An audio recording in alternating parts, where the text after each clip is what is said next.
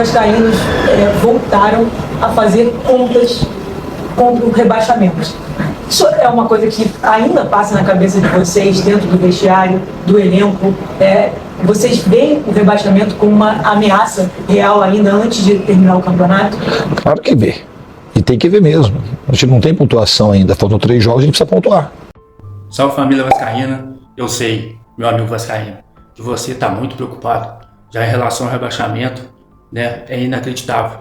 Mas o Vasco conseguiu colocar o torcedor para fazer conta contra o rebaixamento mais uma vez. E mais uma notícia: falta 3 rodadas para o Campeonato Brasileiro acabar. O Inter e Mirassol em casa e o Galo fora. Com mais um empate, talvez seja suficiente para o Vasco escapar. O Vasco pega o Inter, tem que pontuar em casa. Uma vitória já acaba com qualquer risco. Ou seja, tem que pontuar de qualquer maneira, né, torcedor?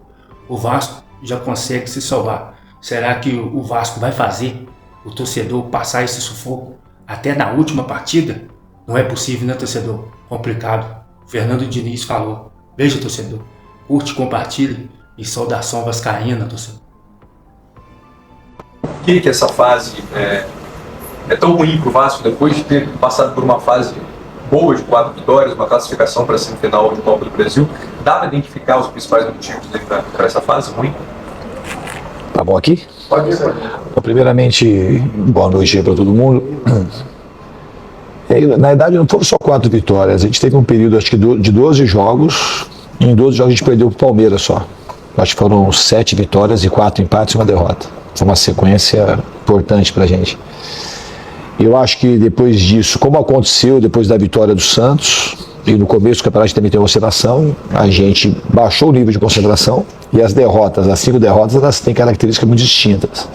O jogo de hoje, por exemplo, não foi igual a derrota do Grêmio, e do Juventude do São Paulo também não teve nada a ver. Eu acho que o Grêmio e o Botafogo foram derrotas muito parecidas, que a gente foi muito apático, praticamente do começo até o final do jogo. Hoje o aspecto anímico melhorou, a gente marcou melhor, e a gente estava com dificuldade de criar, o time com uma certa falta de confiança, faltou coragem para poder fazer as coisas, para adentrar mais o último terço do campo e conseguir construir o maior número de finalizações, mas teve muito mais vontade de marcar e de se defender. O jogo foi mais equilibrado e a expulsão acabou determinando muito o resultado do jogo também. Aí a gente ficou com um jogador a menos, o Bahia colocou um empilhou mais atacantes, só que a gente tomou um gol de novo numa falha que a gente não devia, uma coisa fácil de resolver. Foi o Bahia, isso também tem sido uma constante nesses últimos 5 jogos. A gente mais entregando o gol do que os adversários construindo de maneira contundente. Então agora a gente tem que saber juntar de novo, unir e melhorar. Sexta-feira a gente tem um Inter em casa e a gente precisa fazer melhor o que a gente tem feito. Depois dessa fase boa que o Rafael citou, agora com essa sequência de 5 derrotas, os vascaínos voltaram a fazer contas contra o rebaixamento. Isso é uma coisa que ainda passa na cabeça de vocês, dentro do vestiário, do elenco. Vocês veem o rebaixamento como uma ameaça real ainda antes de terminar o campeonato? Claro que vê. E tem que ver mesmo. A gente não tem pontuação ainda. Faltam 3 jogos, a gente precisa pontuar. E isso é uma coisa que a gente devia ter. Isso é um erro. Talvez um dos erros principais do time é meio que quando o campeonato se apresentou pra gente tinha repertório, condição, jogando futebol de uma maneira que a gente podia aspirar a coisa melhor, a gente meio que rejeitou. A gente não abraçou, e a torcida incentivando e apoiando.